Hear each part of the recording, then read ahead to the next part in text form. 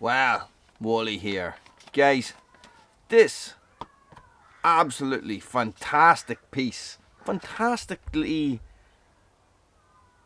cool, iconic piece of headwear is an Akubra Cattleman hat. Guys, I've had a hell of a lot of questions about it, and when I was trying to pick this hat, I had a lot of questions myself, guys. So what I thought I would do is I would put down on film some of the most common questions, some of the biggest questions that I had about getting one of these hats, choosing the right size, fitting it to my head, and shaping it.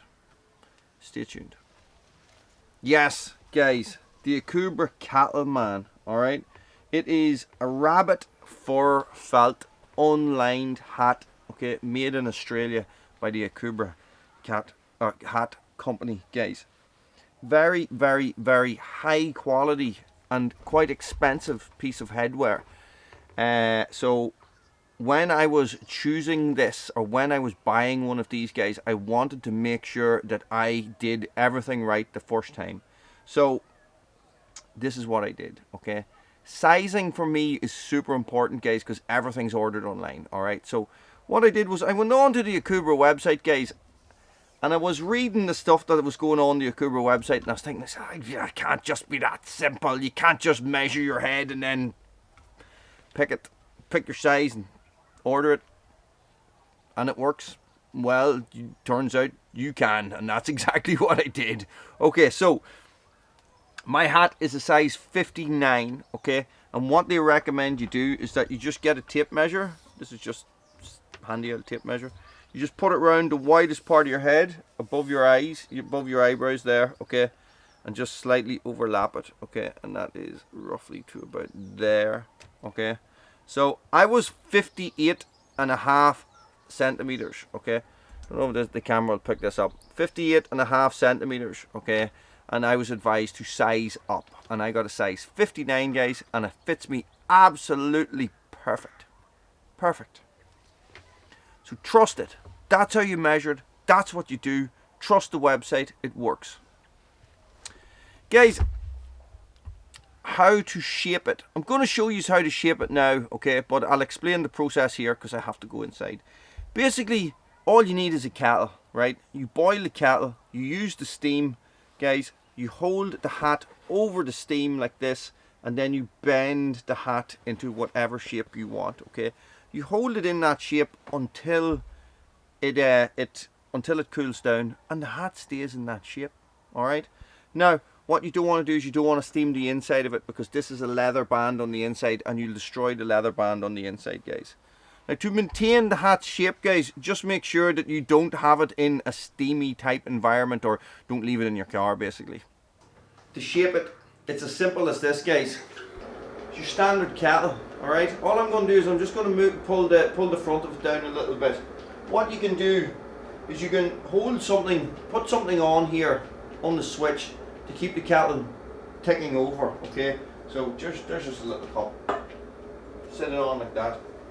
As the steam starts to rise, guys, all you're going to do is you're just going to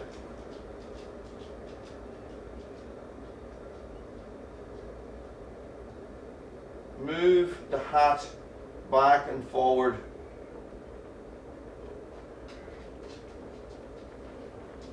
until it gets hot. Until it's hot, you can feel it hot to touch.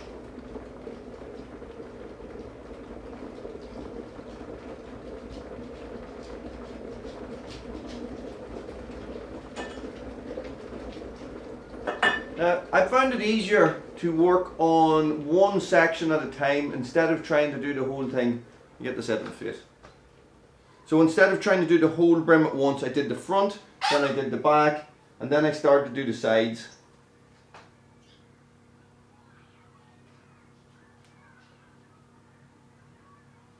And there you go. Just a little bit at a time. That's actually too much, so I'm probably going to put it back. And it's not a bad idea to steal your wife's mirror and bring it in beside you so you can shape it without having to move away from the kettle.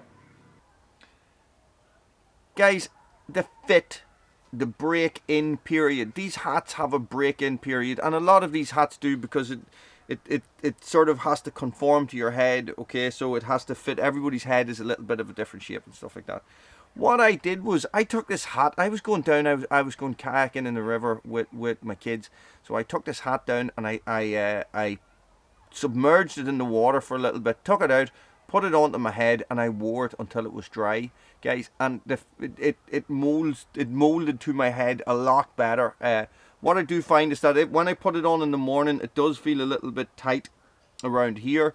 But I think there's some sort of like a very light, mild steel band on the inside here, but that stretches out, and as the day goes on, you notice it less and less. So this is a cattleman. This is what is classed as a working hat, guys. And I picked the working hat for a reason, okay? And what you can see is that it is unlined, okay? So there's just fur felt here, you know, on the sticker and stuff like that, as it is on the outside, guys. And the reason why I picked a working hat, an unlined hat, guys, is because I am obviously going to work in it. So I wanted it to be more breathable than a lined hat. So because I'm going to be walking in this and hiking and chopping wood and all those different things that I do outside that I require a hat for. So that's why I picked an unlined hat, guys. And I just felt that if it was lined, it was possibly going to be too warm in the summer, and you know, by wearing it and stuff like that, that I was probably going to destroy that very, very clean looking lining. Right, guys, so that is the Akubra Cattleman hat, which is actually their best seller. I picked this up on eBay for about £40. These were retailing at, I think, maybe about $200. So it's quite an expensive hat, guys.